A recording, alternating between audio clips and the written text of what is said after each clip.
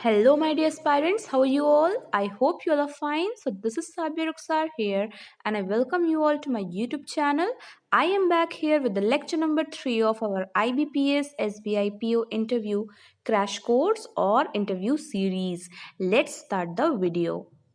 So, in this session, we are going to talk about banks and their functions, RBI and its functions. We'll talk about IBPS as an organization, its details, monetary policy, what is fiscal policy, and we'll talk about monetary policy rates like repo rate, reverse repo rate, etc. We'll talk about IBPS PO job profile, NABARD BECIL norms और इसी में आपका thumbnail का जो question है वो included होगा and lastly will discuss about some current affairs. Let's start the video. So first जो टॉपिक है वो है banks. So what are banks? अगर आप डेफिनेशन की बात करें, so according to banking regulation act 1949, उसका जो सेक्शन है 5B, ये सेक्शन आपको याद रखना है, ठीक है. So according to section 5B of banking regulation act 1949, banking means accepting for the purpose of lending and investment. मतलब बैंकिंग का मतलब होता है एक्सेप्टिंग ऑफ या acceptance of money, acceptance of deposits of money from the public. और किस purpose के लिए? लेंडिंग या इन्वेस्टमेंट के लिए. और ये जो मनी हम डिपॉजिट कर रहे हैं, एक्सेप्ट कर रहे हैं, that will be repayable on demand. जब पब्लिक आएगी और हमसे मांगेगी, देन वो रीपेएबल होगा ऑन डिमांड और अदरवाइज. एंड इसे वो लोग निकाल भी सकते हैं, विड्रॉ भी कर सकते हैं. किसके थ्रू विड्रॉ कर सकते हैं? चेक्स के थ्रू, डीडीज के थ्रू, ऑर्डर, पे ऑर्डर के थ्रू और otherwise. So what is the definition according to section 5B of banking regulation act 1949? Banking means accepting for the purpose of lending and investment of deposits of money from the public, repayable on demand or otherwise, and withdrawn by check, DD, order और otherwise. ये हो गया हमारा definition. But अगर हम general terms में बात करें तो बैंक ऐसे ऑर्गेनाइजेशंस होते हैं जो कि डेब्ट्स और क्रेडिट्स में डील करते हैं, जो कि मनी में डील करते हैं, ठीक है. इस तरीके का हमारा सेंटेंस होना चाहिए. ये डिपॉजिट्स एक्सेप्ट करते हैं, lends money and also creates money. It bridges the gap between the savers and the borrowers. They are not merely traders in money, but also in an important sense, the custodian of public money and financial army of our economy. इस तरीके से आप banks को define कर सकते हैं, ठीक है. तो बेसिकली वो क्या होती हैं? एक ब्रिज होती हैं बिटवीन द सेवर्स एंड बोरोवर्स. ये जो आपके टर्म्स है ना, वो बहुत इंपॉर्टेंट होते हैं कि बैंक सेवर्स और बोरोवर्स के बीच में ब्रिज का काम करते हैं. These are intermediaries between the government schemes and common public. Government scheme को कॉमन पब्लिक तक पहुंचाने का काम करती हैं. They keep vigilance and check over black money और फ्रॉडस्टर्स. इकोनॉमी को बिल्कुल फ्लरिश करने के लिए banks plays an important role.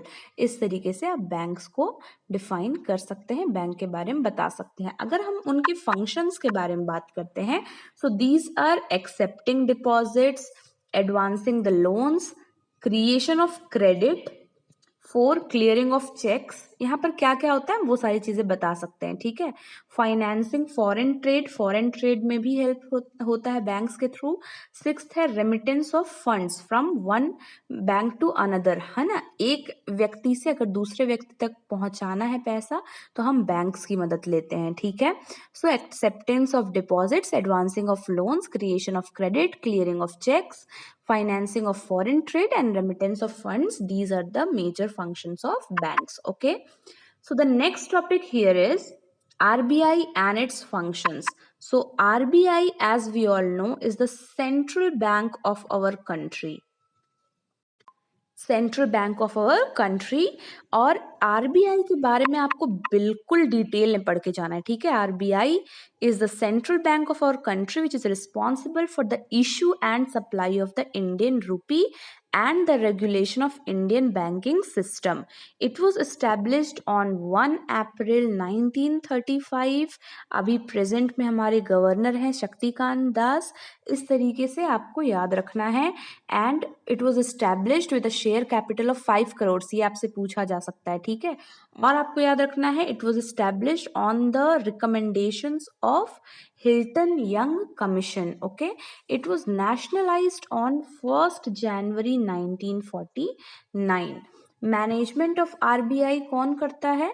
देखो, there is an executive head of RBI who is known as governor, जो कि अभी प्रेजेंट में Shaktikanta Das, and who is assisted by 4 deputy governors and other executive officers. ठीक है। और 4 deputy governors के द्वारा असिस्ट किए जाते हैं जो हमारे गवर्नर होते हैं। पावर्स ऑफ आरबीआई क्या क्या होता है? पावर्स ऑफ आरबीआई होता है supervision and control over commercial banks related to licensing या उनका एस्टेब्लिशमेंट्स, ब्रांच एक्सपेंशन, हर जगह जो है आरबीआई पिक्चर में आता है। अमलगमेशन, मर्जर या किसी भी कमर्शियल बैंक्स के जो रिकंस्ट्रक्शन या लिक्विडेशन होते हैं, लिक्विडिटी उनके एसेट्स की, and management and methods of their working, हर चीज को आरबीआई जो है वो रेगुलेट करता है, सुपरवाइज करता है। तो at present who are the 4 deputy governors of RBI?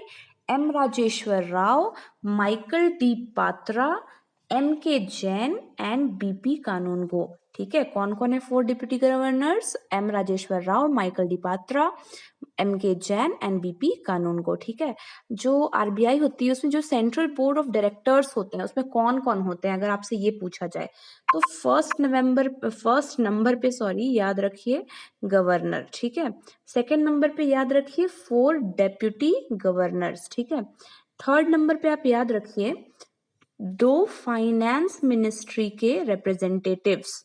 ठीक है, 10 गवर्नमेंट नॉमिनेटेड डायरेक्टर्स। ठीक है, एंड 4 डायरेक्टर्स जो कि रिप्रेजेंट करते हैं लोकल बोर्ड हेडक्वार्टर्स को, जो कि है मुंबई, कोलकाता, चेन्नई और न्यू दिल्ली में। ठीक है, so each of these local boards consist of 5 members who represent regional interest and the interest of cooperative and indigenous banks. आपको इतना याद रखना है कि बोर्ड ऑफ डायरेक्टर्स में governor, 4 deputy governor, 2 finance ministry के representatives, 10 government nominated directors and 4 directors to represent the local board headquarters at Mumbai, Kolkata, Chennai and New Delhi. Okay, so ये बहुत इंपॉर्टेंट है, आपको याद रखना है। एस्टैब्लिश हुआ था 1 अप्रैल 1935 को और नेशनलाइज्ड हुआ था 1 जनवरी 1949 को। ठीक है, the central office of Reserve Bank was initially established in Calcutta और Kolkata, but in 1937 it was permanently moved to Mumbai. इतनी बातें आपको याद रखनी है। ठीक है, पहले प्राइवेटली ओन्ड था बट 1949 में क्या हो गया? नेशनलाइज हो गया। ओके, और स्टार्ट हुआ था 5 करोड़ के शेयर कैपिटल के साथ। अब बहुत इंपॉर्टेंट टॉपिक आरबीआई के फंक्शंस।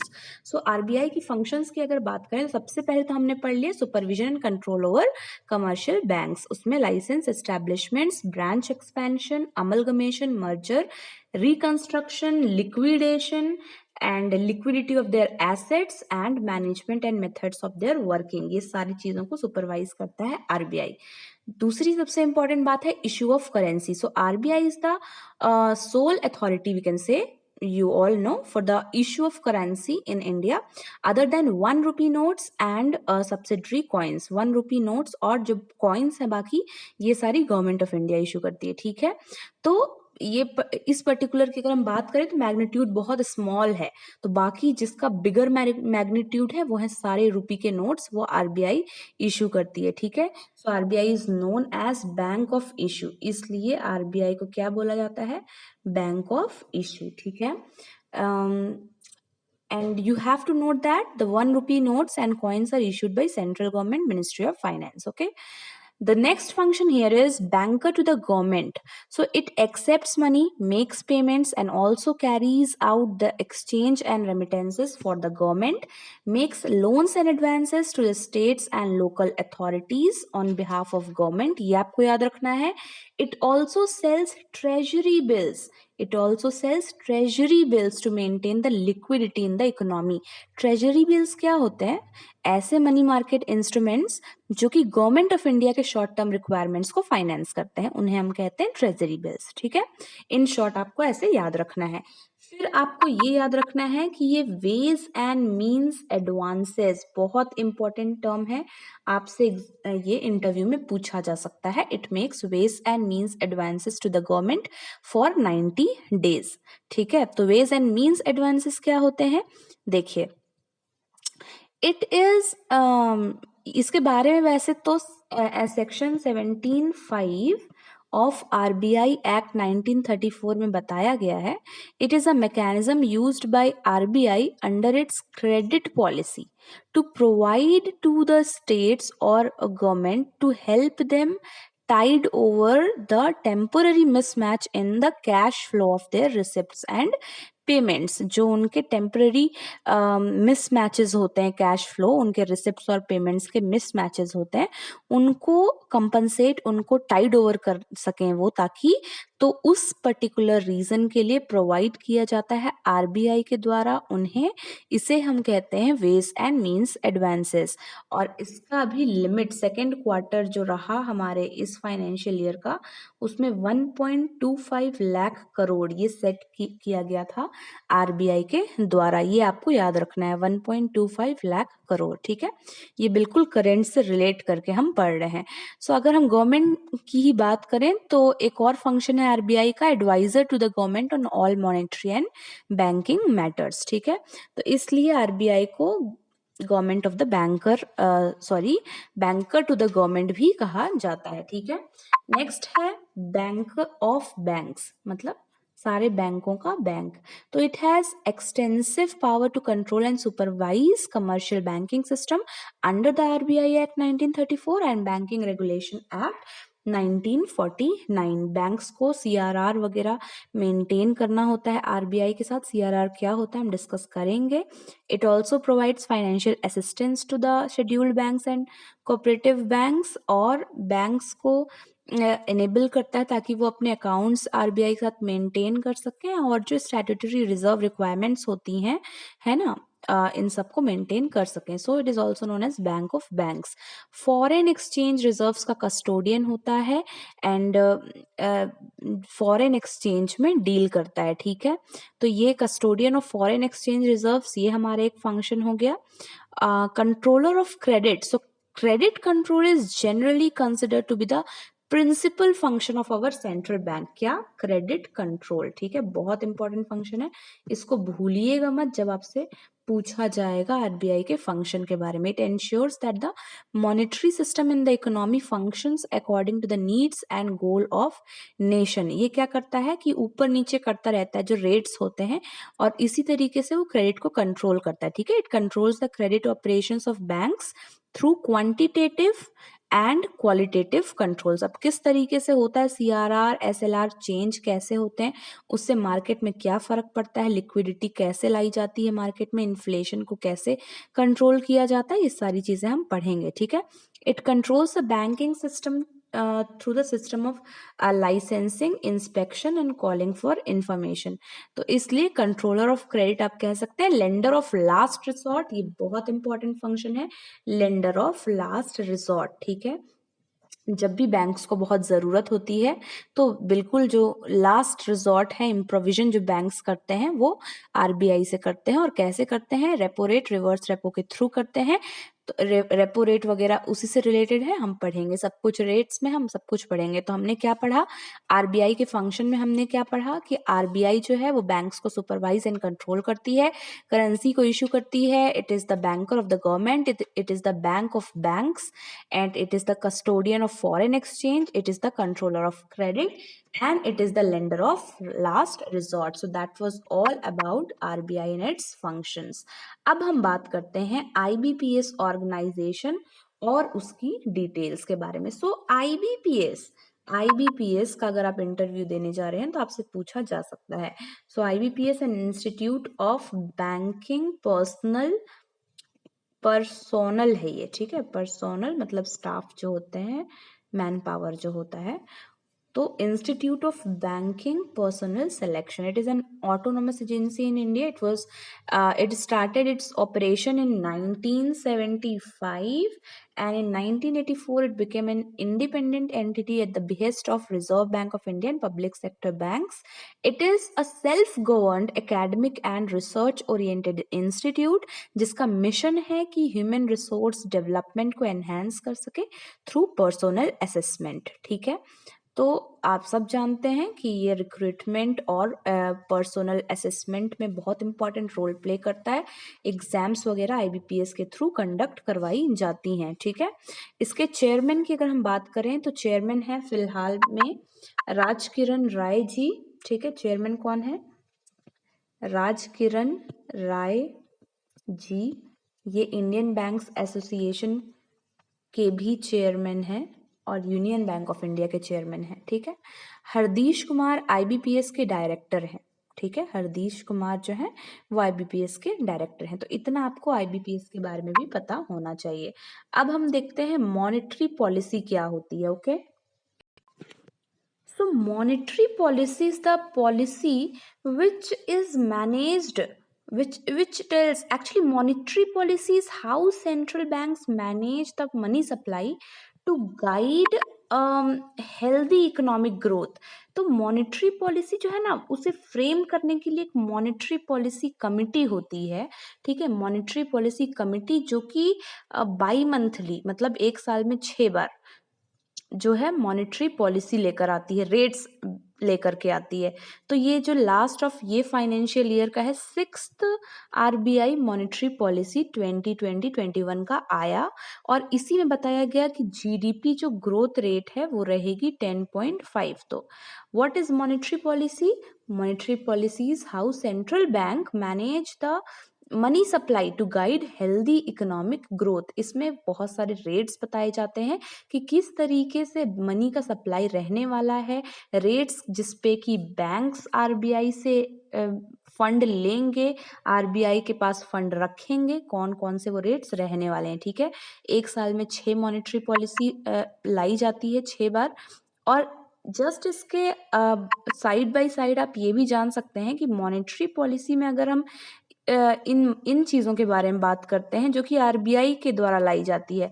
तो फिस्कल पॉलिसी क्या होती है? फिस्कल पॉलिसी जो है वो गवर्नमेंट ऑफ इंडिया फ्रेम करती है, ठीक है। So the process of policy decision making in relation to the financial structure of the government receipts and payments, relate किससे करता है? गवर्नमेंट रिसिप्ट्स एंड पेमेंट से।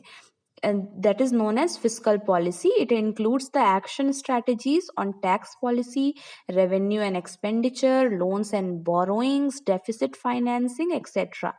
प्राइमरली आप ये कह सकते हैं कि ये एक बजटरी पॉलिसी है गवर्नमेंट की and it is reflected through the annual budget formulation. और ये मॉनेटरी पॉलिसी जो है वो किस में रिफ्लेक्टेड होती है? जो मॉनेटरी पॉलिसी आती है बाई मंथली, ठीक है।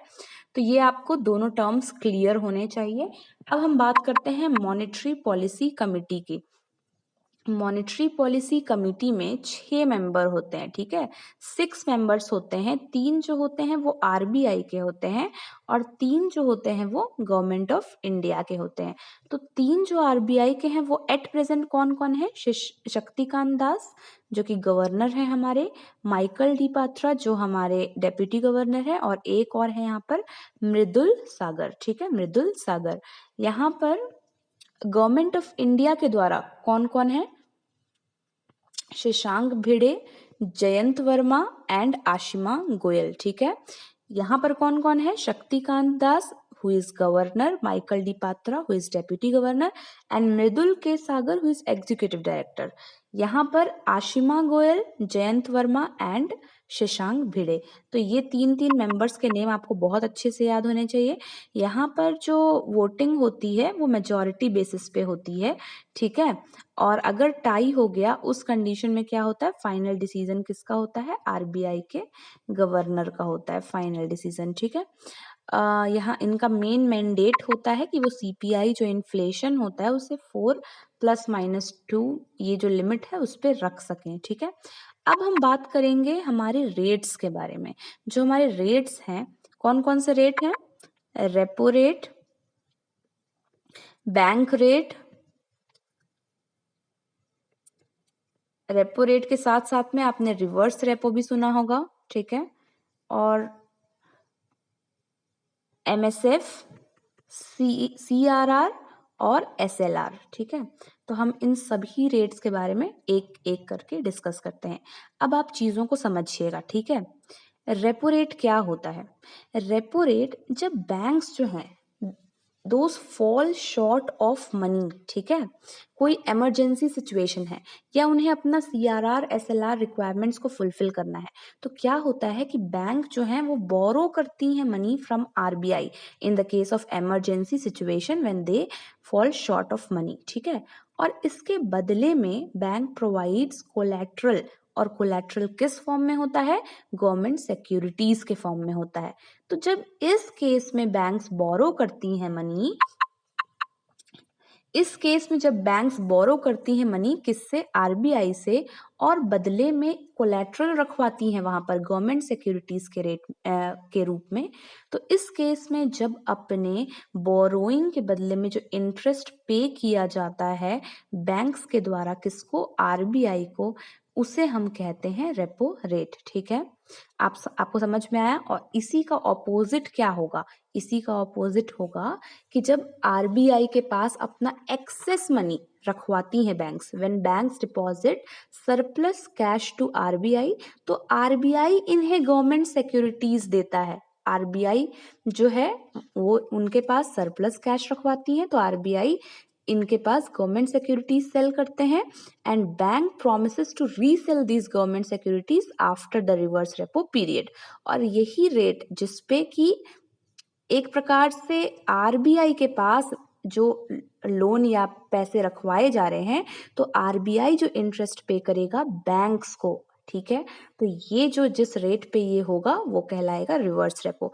तो बहुत ही सिंपल लैंग्वेज में मैंने समझाने की कोशिश की है कि आरबीआई के पास जब बैंक्स अपना कोलैटरल के रूप में गवर्नमेंट सिक्योरिटीज रखवाते हैं और बोरो करते हैं कुछ पैसे, तो यहाँ पर जो रेट आता है वो है रेपो रेट, जिस रेट पर इंटरेस्ट पे होगा बैंकों के द्वारा। और अगर आरबीआई के पास अपना एक्सेस मनी जो है वो बैंक्स रखवा रहे हैं, तो आरबीआई यहाँ इनको गवर्नमेंट सिक्योरिटीज सेल करता है फॉर दैट टाइम बीइंग, और जिस इंटरेस्ट रेट पे यहाँ पर ये ट्रांजैक्शन हो रहा है उस इंटरेस्ट रेट को कहते हैं, जो interest rate I mean RBI जो है पे करेगा बैंक्स को, उस इंटरेस्ट रेट को कहते हैं रिवर्स रेपो, ठीक है। तो आई होप आपको दोनों चीजें क्लियर होंगी। आपको ये पता होना चाहिए कि जो रेपो रेट होता है ना, उसे रीपर्चेज ऑप्शन भी कहते हैं। सो रीपर्चेज ऑप्शन का मतलब क्या होता है? Agreement between bank and RBI where bank promises to repurchase the government securities। इसने अभी रखवाया है ना यहाँ पर कोलेट्रल के रूप में गवर्नमेंट सिक्योरिटीज, तो बैंक क्या करता है? प्रोमिसेस टू रीपरचेज, इसलिए रेपो को रीपरचेज ऑप्शन भी कहा जाता है। और in case of default RBI जो है इन गवर्नमेंट सिक्योरिटीज को सेल कर सकती है इन ओपन मार्केट, ठीक है। समझ में आ रहा है ना? अगर बैंक्स डिफॉल्ट कर दे, वो पैसा वापस ना करें, इंटरेस्ट ना पे करें, तो RBI can sell government securities in open market. Maximum 7 days तक का ये रहता है, ठीक है, ओवरनाइट 7 डेज तक का। और रिवर्स रेपो में क्या होता है कि bank promises to resell the, यहाँ पे क्या था? रीपरचेज, लेकिन रिवर्स रेपो में क्या होता है? रिवर्स रेपो में होता है bank promises to resell the government securities after the reverse repo period. I hope आपको दोनों चीजें क्लियर होंगी। तो अब हम बात कर लेते हैं बैंक रेट के बारे में। अगर रिवर्स रेपो था कि आरबीआई जो है वो लोन देता है बैंक्स को, सॉरी, रेपो रेट जो था उसमें क्या था कि बैंक्स जो है आरबीआई से लोन लेती हैं, आरबीआई जो है बैंक्स को लोन देता है, तो ये शॉर्ट टर्म के लिए होता है। अगर सेम चीज लॉन्ग टर्म के लिए हो और जो कि कोलैटरल ना इन्वॉल्व करे, कोई गवर्नमेंट सिक्योरिटीज वहां पे ना हो, तो उसे हम कहते हैं बैंक रेट। ठीक है, तो हमारी 3 चीजें क्लियर हो गई, एक रेपो रेट, एक रिवर्स रेपो रेट और तीसरा हो गया ये बैंक रेट। ठीक है, अब हम बात करते हैं एमएसएफ के बारे में। तो एमएसएफ क्या होता है? Net demand and time liabilities का 1%। Net demand and time liabilities क्या होती हैं? आपके fixed deposit, RD, current account, saving account, ये जो डिपॉजिट्स होते हैं ये जो है वो डिमांड पे पेबल हैं, ये टाइम बेस्ड होते हैं, इसलिए इन्हें क्या कहते हैं? Net demand and time liabilities. इनका 1% ही बोरो कर सकती हैं, और जो कि एक शॉर्ट टर्म लोन होता है वहां पर जो इंटरेस्ट होता है उसे हम कहते हैं MSF। ठीक है, मार्जिनल स्टैंडिंग फैसिलिटी। अब बात करते हैं CRR के बारे में। तो ये है cash reserve ratio. And cash reserve ratio क्या है कि बैंकों को जो आगे सर्कमस्टेंसेस जो अनफोर्सीन सर्कमस्टेंसेस हैं, अनप्रेसिडेंटेड सर्कमस्टेंसेस हैं, उनके लिए, ताकि आगे के लिए एक रिजर्व सेफ रहे, तो RBI के पास अपना कुछ परसेंट अपने डिपॉजिट्स का रखवाना होता है, जो कि एट प्रेजेंट में 3% है। ठीक है, SLR क्या होता है? स्टैट्यूटरी लिक्विडिटी रेशियो, जो कि गोल्ड और गवर्नमेंट सिक्योरिटीज के फॉर्म में बैंक के पास ही सेफ रहता है, उसे हम कहते हैं स्टैट्यूटरी लिक्विडिटी रेशियो, जो एट प्रेजेंट कितना है? 18% है। ठीक है, गोल्ड और गवर्नमेंट सिक्योरिटीज के रूप में बैंकों के पास ही सेफ रहता है, उसे हम कहते हैं SLR। ठीक है, CRR के बारे में बहुत इंपॉर्टेंट करंट न्यूज है कि मार्च 27 तक टारगेट है 3.5% करने का। अभी तो 3% है, पर जैसे जैसे इकोनॉमी सुधर रही है तो मार्च 27 तक 3.5% करने का है, और मई 22 तक 4% इसको टारगेट है, इसको ले जाने का। ठीक है, और मैंने आपको ये नहीं बताया कि अभी रेपो रेट कितना है। तो रेपो रेट जो है वो है 4%। रिवर्स रेपो रेट जो है वो है 3.35%। मैं बात कर रही हूँ as on today, that means अभी हम हैं 1 मार्च, 2 मार्च 2021। ये वीडियो आपके पास 3 मार्च को जा रही है। ठीक है, तो ये हो गई बात रेपो रेट और रिवर्स रेपो रेट की, और जो बैंक रेट है वो है 4.25%। जो MSF है वो भी इतना ही है, 4.25%। So that was all about the rates. I hope आपको सारा कॉन्सेप्ट क्लियर हो चुका होगा, एंड अगर किसी भी कॉन्सेप्ट में डाउट है तो आप फिर से इसे रिवाइज कर लीजिए। ठीक है, फिर से प्ले करके रिवाइज कर लीजिए। अब हम बात करेंगे IBPS PO जॉब डिटेल्स के बारे में। मतलब IBPS PO से रिलेटेड क्या क्या जॉब हमें करना होता है, मतलब इस पर्टिकुलर पोस्ट को में हमें क्या क्या चीजें हैंडल करनी होती है। So as we all know, when we will be recruited, we will be put in probation period for at least 2 years. So in this probation period, we will be handling different types of banking work, such as customer service,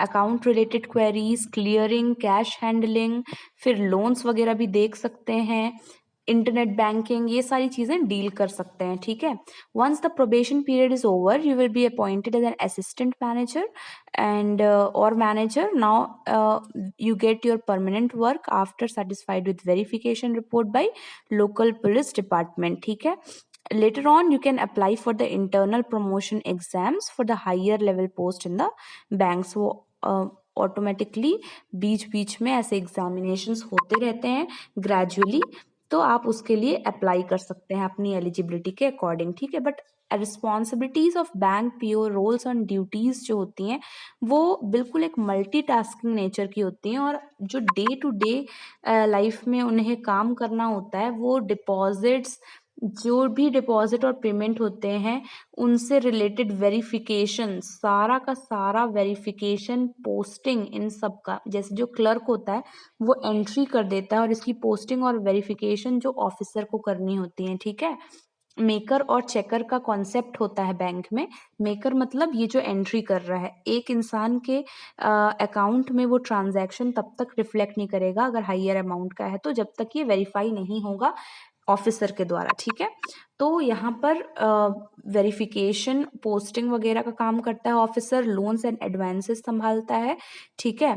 payment and cheque clearances, clearing, फिर pensions वगैरह भी देख सकता है, FD fixed deposits, ATM and internet banking, credit card से related चीज़ें, फिर report making and बहुत सारी अकाउंट रिलेटेड क्वेरीज भी आती हैं, लाइक क्लोजर, स्टेटमेंट या एटीएम इश्यूज एक्सेट्रा, ये सारी चीज़ों को हैंडल करना, ठीक है।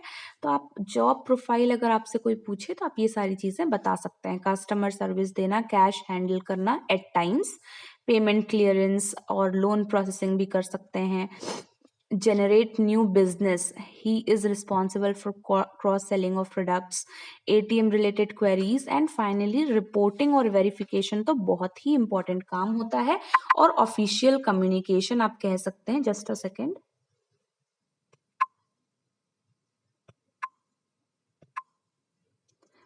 Official communication that means office से रिलेटेड मेल्स वगैरह भेजने होते हैं एचआर को, है ना, हायर अथॉरिटीज को कम्युनिकेट करना होता है, ये सारी चीजें ऑफिसर की आप बता सकते हैं कि ये सारी, अगर हम पीओ का डेजिग्नेशन होल्ड कर रहे हैं तो ये सारे काम होते हैं, ठीक है। So that was all about IBPS PO job details. Now let's talk about NABARD. So first of all, the full form of NABARD is National Bank for Agriculture and Rural Development. It was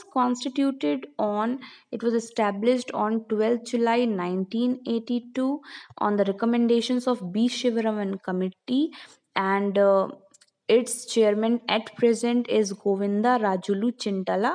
ठीक है, and it was constituted with the concept of revitalising rural India through urban support. Rural India को हमें revitalise करना है, किसके support से? Urban support से।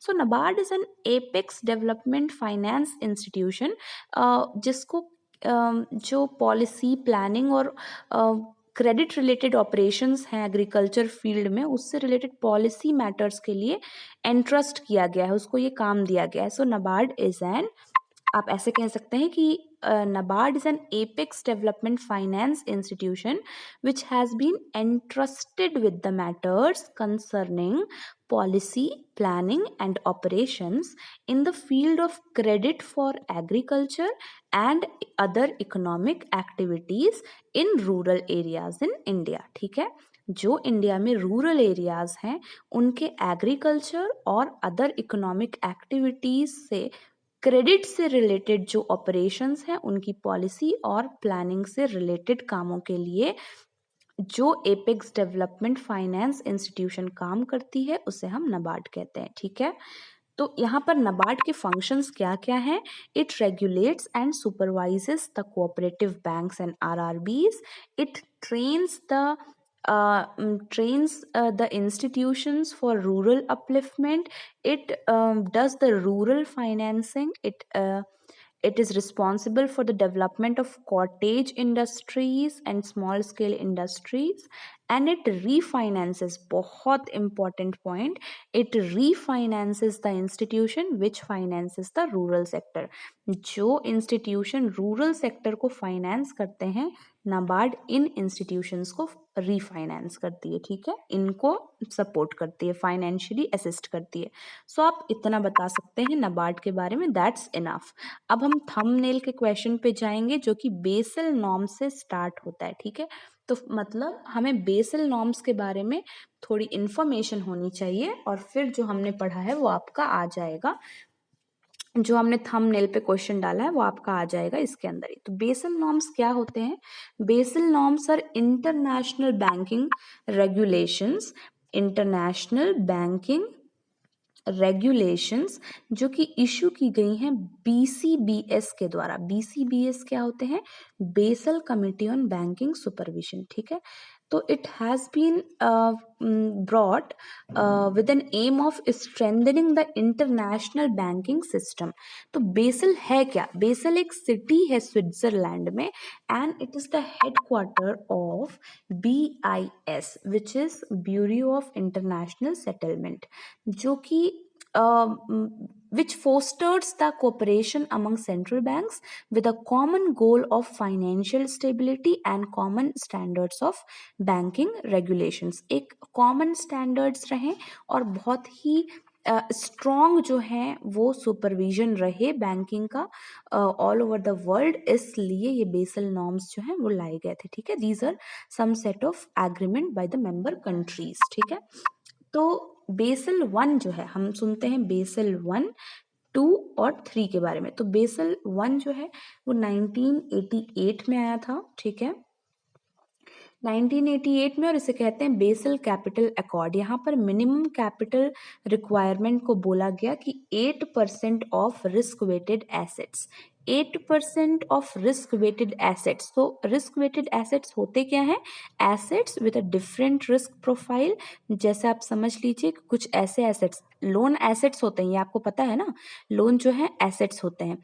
तो समझ लीजिए कोई ऐसा लोन है जिसमें कोलैटरल है ही नहीं, मतलब सिक्योरिटी नहीं है, तो दैट मीन्स वो ज़्यादा उसमें रिस्क है। लेकिन साथ ही अगर कोई ऐसा लोन है जिसमें कि security which is backed by some collateral, तो हम कह सकते हैं कि इन दोनों में रिस्क का डिफरेंस है। इसके कंपैरिजन में रिस्क जो है वो इसमें ज़्यादा है जिसमें कोलैटरल नहीं है। तो ऐसे जो डिफरेंट रिस्क प्रोफाइल्स के एसेट होते हैं तो उन्हें हम रिस्क वेटेड एसेट्स कहते हैं। तो मिनिमम कैपिटल रिक्वायरमेंट कहा गया 8% होना चाहिए। किसकी हम बात कर रहे हैं? बेसल नॉर्म्स फर्स्ट की। ठीक है, जो 1988 में एग्रीमेंट हुआ था। फिर बेसल 2 की अगर हम बात करते हैं, ये थोड़े थोड़े नॉलेज आपको होना चाहिए। ठीक है, कि अगर आपसे पूछ लिया जाए तो आप बता सकें। ये आया था 2004 में, और यहाँ पर कैपिटल एडुकेसी रेशियो की बात की गई थी। 8% होना चाहिए ऑफ रिस्क वेटेड एसेट्स। जो बैंक्स हैं उनको अपना CAR डिस्क्लोज करना है। ठीक है, मार्केट डिसिप्लिन मेंटेन करना है, और मैनेजमेंट ऑफ रिस्क, जितने भी रिस्क होते हैं, क्रेडिट रिस्क, ऑपरेशनल रिस्क, इन सब का मैनेजमेंट करना है।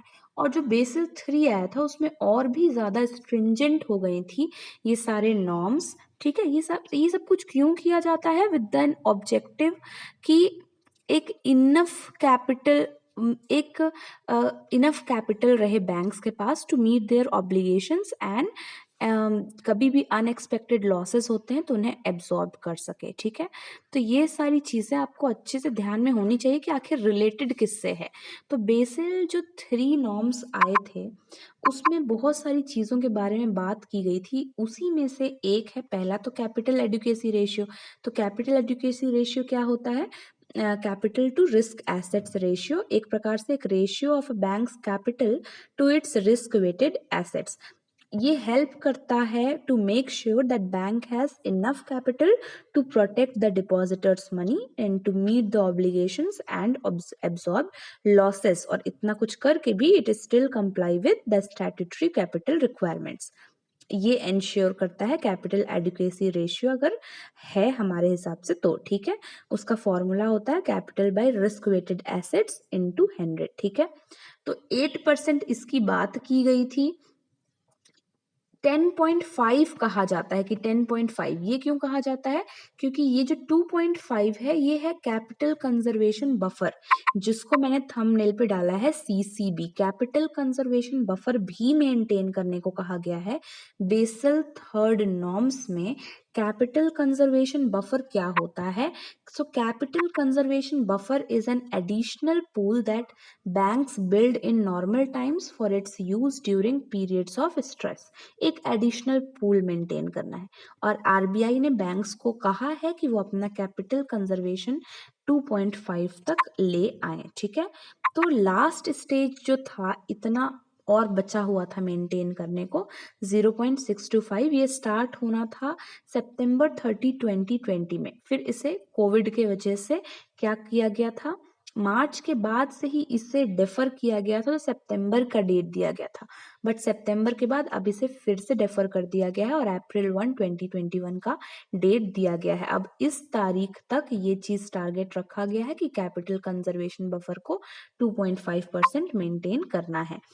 एक और चीज के बारे में बात की गई है बेसल थर्ड नॉर्म्स में, the net stable funding ratio, ठीक है।